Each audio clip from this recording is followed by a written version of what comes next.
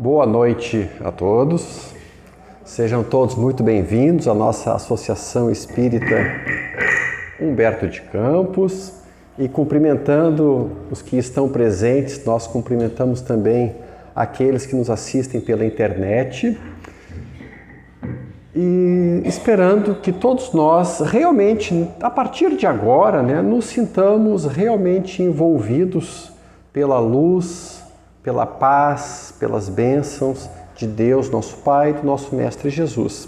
Para que assim, envolvidos, nós possamos extrair desse assunto que nós estudaremos aqueles conteúdos que realmente farão bem para a nossa consciência e para o nosso coração. Pois bem, o assunto que nós fomos convidados a estudar nesta noite é esse que está projetado, que está ali no quadro também. Qual é o destino do espírito após a desencarnação? Quem de nós já não se pegou pensando a respeito dessa pergunta, né? Qual é o destino? Porque ao fazer essa pergunta, nós estamos falando de nós mesmos, né? O que será que vai acontecer comigo num futuro que não se sabe quando será? Daqui 2 dias? Daqui 2 anos? Daqui 50 anos? Daqui 70 anos? Mas em algum momento nós deixaremos esse plano físico e partiremos para a pátria espiritual, né? Não é novidade para ninguém. Então essa dúvida, ela é muito justa, ela é muito legítima. E a respeito dela, muitas e muitas e muitas obras mediúnicas, a nossa literatura espírita, os nossos livros, que ali na nossa livraria tem um monte, ali vai, né, os espíritos já desencarnados, já liberados dessa veste material, eles vão, nos livros, vão relatar a sua experiência, como que estão, o que estão sentindo, a saudade que sentem. Então, a livraria está cheia, né? Há filmes, quantos e quantos filmes espíritas hoje que abordam essa questão. Então, para dizer o quê? Que nós temos um vasto material, né, para saber exatamente o que acontece com o espírito depois que ele deixa esse corpo físico e passa pelo portal da morte. Morte do corpo físico. Morte do corpo físico. Porque todos nós sabemos, né, se fomos criados por Deus, e fomos, então, lá na noite dos tempos, lá muito, muito, muito atrás, em algum momento nós saímos das mãos do Criador. E foi nos dada essa bênção chamada vida. Foi nos dada a vida. E essa vida que o Criador nos deu, olha que coisa maravilhosa. Que coisa maravilhosa! Nunca mais nos será retirada. Saímos um dia das mãos do Criador para termos essa vida imortal. Vida imortal. Nós, nossos filhos, nosso pai, nossa mãe, namorado, esposo. Vida imortal. Só esse conhecimento talvez já nos enchesse ou nos deveria encher de tranquilidade, não é? Saber que a vida não acaba. Que a vida não acaba. Passaremos por um estágio aqui, na Terra, e depois seguiremos no plano espiritual. Para depois reencarnar de novo. E assim vai, e assim vai. Então, só isso aí já traz um grande consolo para todos nós. Já traz um grande consolo para todos nós. Mas então, qual é o destino do espírito após a desencarnação? Aí eu me peguei pensando como abordar esse tema, já que, como eu falei, a literatura espírita é vasta, há filmes espíritas. Então, pensei assim, não vou falar do que acontece após a desencarnação, que é a pergunta nossa. Porque, a meu ver, eu prefiro falar de algo que seja mais importante e mais presente para cada um de nós.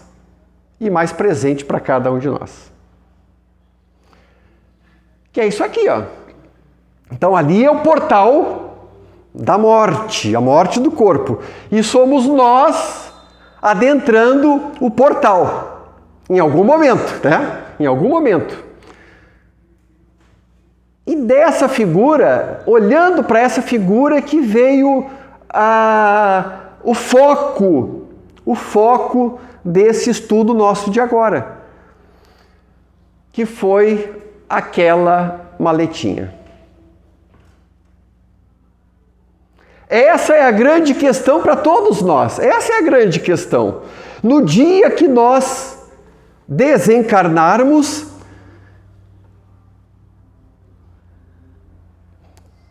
do que estará cheia a nossa maleta? Essa é a grande questão. Porque o que for acontecer depois que nós desencarnarmos terá tudo a ver, mas tudo a ver com o que está naquela maletinha, ou seja, com o que nós fizemos durante a encarnação. Então, aquilo que nós fizermos durante a encarnação é que vai determinar como será o nosso futuro após a desencarnação. Então, não é muito mais interessante a gente falar, se essa maletinha que eu vou carregar no dia da minha passagem para o mundo espiritual. Então, não é importante falar dessa maletinha? Do que a gente está carregando? O que a gente está colocando nela? Ou deixando de colocar? Porque, volto a dizer, é isso que vai determinar o nosso futuro pós-desencarnação. Simples assim. Então, falaremos nesses nossos 20 e poucos minutos que ainda temos, né, dando pinceladas, né, a respeito de que e o que estamos colocando na nossa maleta, na maleta da nossa vida. O que estamos colocando dentro dela. Então, esse será o foco do nosso estudo. E aí, então, para falar a respeito do que estamos colocando, começar falando a respeito de Deus, o nosso Criador. Já que foi Ele que nos deu a vida, então nós vamos ver ali, no Pensamento e Vida, o livro de Emmanuel, que ele nos fala, olha que frase, gente, olha a frase que Emmanuel nos traz. Livro Pensamento e Vida. Tem na internet em PDF, não precisa nem comprar. Se quiser comprar, tudo bem. O verme é amado pelo Senhor, tanto quanto o anjo que o representa junto aos vermes. O vermezinho é amado pelo Criador da vida, tanto quanto o anjo que o representa junto ao verme. Que frase, gente! Que Emmanuel vem nos dizer assim, que nós somos profundamente amados por Deus. Profundamente amados por Deus. Porque tem horas que parece que a gente esquece que nós somos amados. né? Quando alguma dificuldade vem bater a nossa porta, qualquer que seja, lá está a gente pensando, poxa vida, Deus esqueceu de mim, não pode ser, olha a dificuldade que eu estou passando com meu filho, minha esposa, meu marido. Quando não, Emmanuel vai dizer assim, que Deus se ocupa de toda a sua criação, ama a todos nós, profundamente, mesmo quando nós tomamos atitudes equivocadas, mesmo quando nós erramos, que bate aquela consciência de culpa muitas vezes, aquele sentimento de culpa. Não, sentimento de culpa é algo nosso, porque Deus nos ama, da maneira que nós somos. Ele nos criou, simples e ignorantes, fadados à perfeição. Então compreende o estágio que nós nos encontramos. E nessa escalada da vida, escalada imortal, simples nós dizermos que nós somos tais quais criancinhas ainda. Criancinhas, engatinhando na estrada da vida, engatinhando. E como criancinhas erramos. Erramos com o pai, erramos com a mãe, erramos com o namorado, com a namorada, erramos no trabalho. Acertamos de vez em quando, palminhas para nós, mas erramos. Mesmo quando a gente pensa assim, agora eu não quero mais errar. Daqui meia hora está errando de novo. E com tudo isso, Deus nos ama. E com tudo isso, Deus nos ama. Nos respeita, nos aceita do jeito que somos, não julga, não aponta o dedo, não critica. É um Pai amoroso, Mas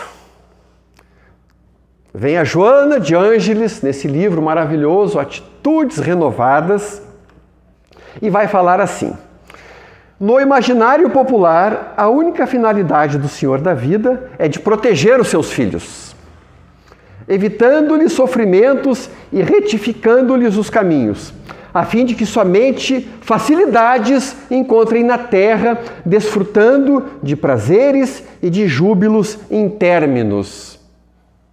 Então, no imaginário, tem aquela coisa assim, né, de que, poxa vida, a vida não está sorrindo para mim, tem alguma coisa errada, né? A vida não está... O que está acontecendo? Né? O que está acontecendo? E a pessoa se pega chorando às vezes, entristecida, depressiva. Poxa vida, mas e esse Deus? Esse Deus, Criador da vida? Que história é essa? Mas a Joana complementa e fala assim para a gente. Quando se lhes fala a respeito da necessidade do autocrescimento, da autoiluminação, surpreendem-se sem entendimento imediato, como se isso lhes fosse algo imposto de maneira injusta. E a vida, meus queridos, minhas queridas, a vida é isso aqui, tá? Vamos deixar bem claro, a vida é esforço. A vida é muito esforço, não é pouco esforço, não. A vida é muito esforço.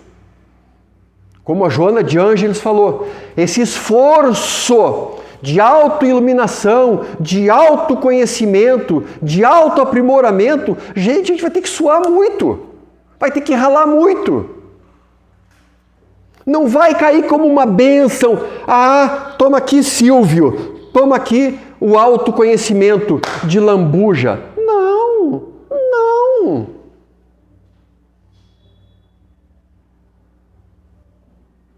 Tem que passar pela noite escura da alma, sim, a noite escura. Todo mundo vai passar pela noite escura da alma. Todo mundo vai passar. É novidade para alguém? Não, a gente vai passar por esses momentos de angústia, de solidão, que ninguém nos compreende. Necessário. para a gente se conhecer, porque é no momento de solidão que a gente vai se conhecer. Por isso que tantas pessoas odeiam a solidão. É fone de ouvido, é Netflix, é seriado daqui, seriado de lá, é Spotify. Barulho tem que ter o tempo todo. É TV, é jornal, é Datena, tem que estar olhando para fora, olhando para fora. E como diz Jung, quem olha para fora sonha. Quem olha para dentro desperta. A gente entende quanto as pessoas não querem despertar e querem permanecer na ilusão?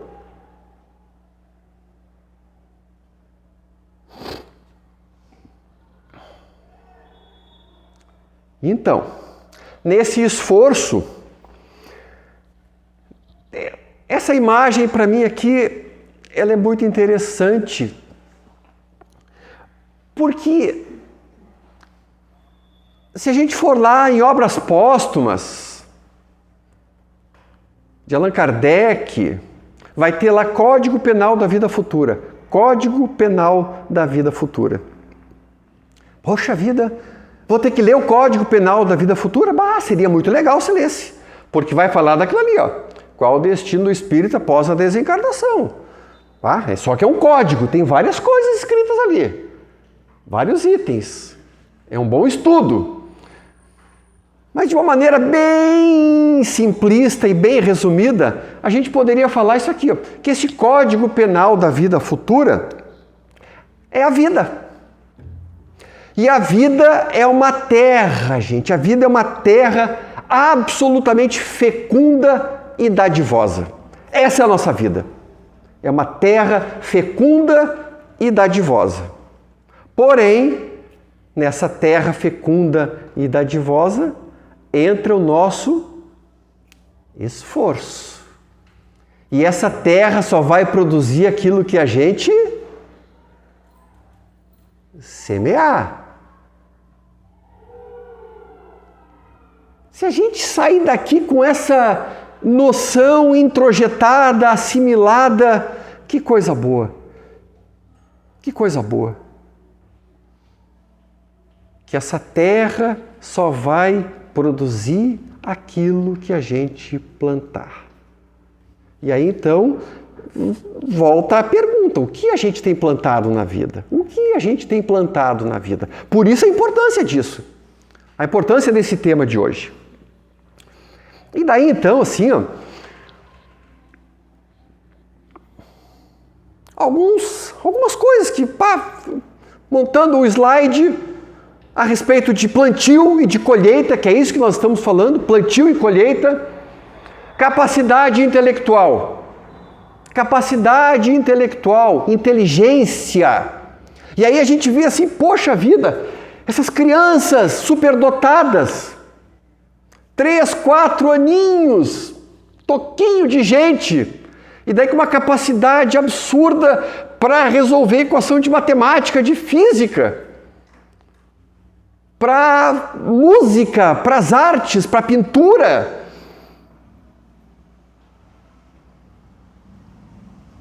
Capacidade intelectual que a gente não entende numa criança de 3, 4, 5 anos, 6 anos. Não compreende. E aí vem Emmanuel e mata essa charada, quando ele fala assim para nós, ó, capacidade intelectual, a respeito da capacidade, que o gênio é obra dos séculos. O gênio é obra dos séculos. O quanto que essa criancinha de 3, 4 anos, que é muito boa em matemática, quantas encarnações ela já teve que estudar, para agora, nessa encarnação, transcorridos os séculos, ela nasce com uma capacidade absurda para a matemática. O gênio é obra dos séculos. Então, para dizer que a capacidade intelectual também é plantio. Também, não é passe de mágica. É plantio. Plantio ao longo da vida imortal. Não se sabe quantas encarnações teve, né, para desenvolver aquela habilidade que agora aflorou na infância. Otimismo também, gente. Otimismo também é plantio. Olha só que coisa. A gente passar a ver a vida com olhos de otimismo. Diante de uma dificuldade, né? Parar com aquela coisa do vitimismo, do coitadismo. Por que comigo? Tira o óculos escuro, põe o óculos mais claro, o óculos do otimismo. Olha que esforço, olha que esforço. O que essa situação difícil, penosa, tem a me ensinar? Tem algo de bom ali que eu não estou vendo. A gente entende que quando se afunda no vitimismo, a gente não consegue ver nada?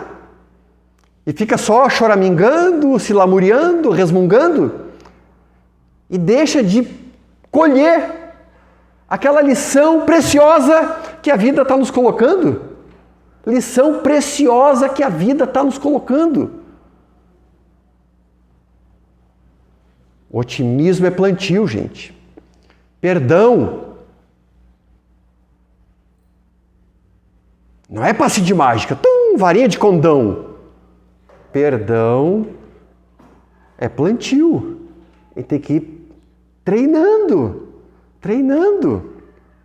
E a vida é pródiga de colocar situações e pessoas na nossa vida que a gente precisa aprender a perdoar.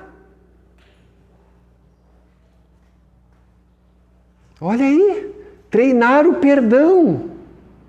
Por isso Jesus falou, não apenas 7 vezes, 70 vezes 7 vezes.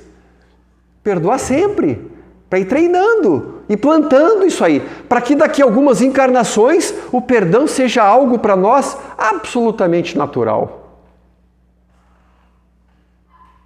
Sem rancor, sem ressentimento, perdão sincero, genuíno. Mas não vai alguém chegar com um pacotinho, dar o pacotinho do perdão para nós. Alegria, né, também. É cultivo, é plantação. É plantação, gente. Tudo na vida é. Lembra da maletinha que eu falei? Por isso que vai ser como que a gente vai passar pelo desencarne e chegar na vida espiritual. Dizendo de uma outra maneira, o que nós plantamos na vida? O que nós plantamos? Plantamos otimismo, perdão, alegria, resiliência. Resiliência é cair, ser afetado, ser machucado, que é da vida, e ter força para se levantar no dia seguinte e vamos encarar de novo. Pode ser uma doença, pode ser um desemprego, pode ser o final de um relacionamento, pode ser um 0 numa prova. Levanta e segue de novo. Levanta e segue de novo. Paz, né? Paz, tão desejada, né? Paz é uma construção. Plantio. Gratidão, gratidão. Essa senhora desconhecida para a grande maioria dos habitantes do planeta. Desconhecida. Gratidão é desconhecida. Pouco treinada.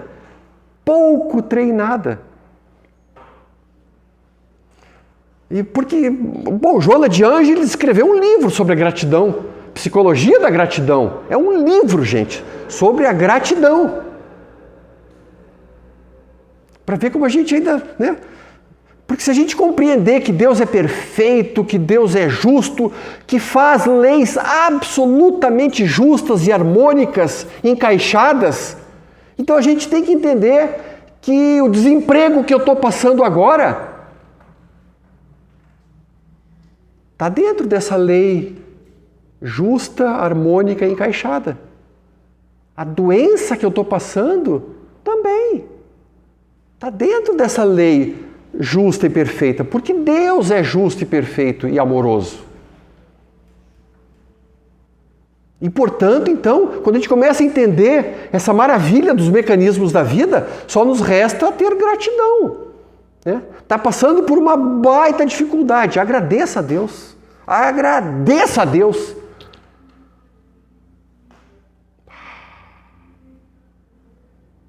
Mas não é de uma hora para outra, é plantio. Temos que ir treinando isso aí, desenvolvendo todas essas potencialidades que estão em forma de semente no nosso coração e na nossa consciência. E as oportunidades da vida servem para isso, para que a gente desenvolva todo esse potencial luminoso que está dentro do nosso coração. Potencial luminoso que está dentro do nosso coração e que a gente muitas vezes insiste em abafar, esconder, jogar para baixo essa luz. Por isso que Jesus falou que brilhe a vossa luz, brilhe a vossa luz.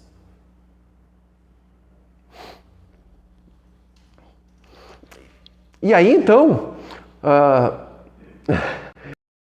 imagem é muito legal, né? A imagem é muito legal. A imagem fala por si, porque somos nós aqui nos comparando, tá, gente? Né? Nós nos comparando. Poxa vida, aqui, ó. Como é que pode esse negócio? A moça olhando pro rapaz ali, a estrada dele é reta, só tem 1 ou 2 obstáculos pequenininho. Olha a minha, tem jacaré, tem cerca eletrocutada, tem mina terrestre. Somos nós, tá? Somos nós. Olhando para a grama do vizinho. Poxa, fulano tem um casamento tão bom, aquele marido dela. Olha aí. E olha a coisa que está do meu lado.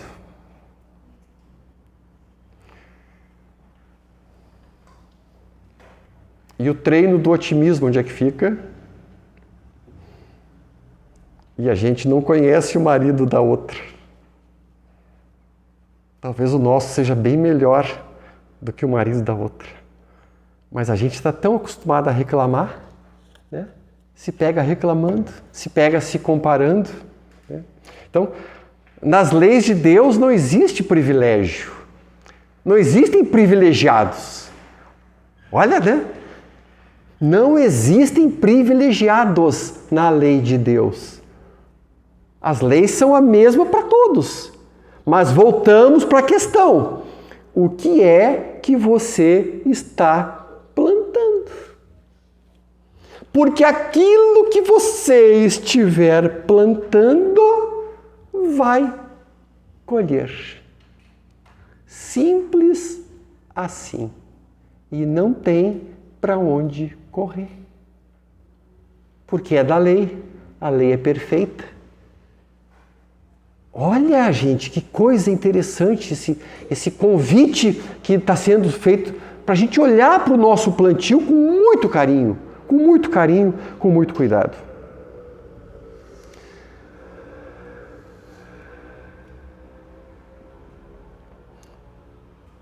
Kardec, Obras Póstumas, respondendo a nossa pergunta ali. Qual o destino do espírito após o seu desencarne? E Kardec fala para nós, aquele que se esforça seriamente, sem enganação, com disciplina, com esforço, aquele que se esforça seriamente por se melhorar, assegura para si a felicidade já nessa vida. Já nessa vida. Então, se o tema nos convidou a gente olhar para após a desencarnação, não. Aquele que se esforça a partir de hoje, a partir de agora, 30 de abril de 2022, 7h31. Se começar a se esforçar seriamente a partir de agora, assegura para si momentos de felicidade já nesta vida. Já nesta vida. E após o desencarne? Claro que sim, por via de consequência. Por quê? Porque tratou de cuidar com muito amor, com muito carinho do seu plantio,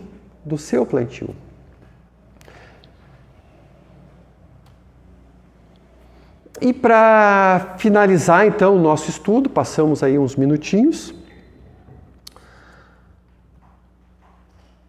Qual o destino do espírito após o seu desencarne? Quem veio nos responder essa pergunta de uma maneira sublime, como sempre?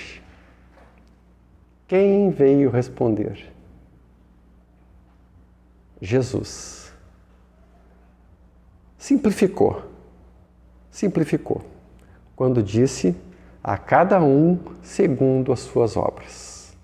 A cada um de nós segundo as nossas obras. Então, meus queridos, minhas queridas, que fique para nossa reflexão com muita tranquilidade, com muito amor, com muita serenidade, né?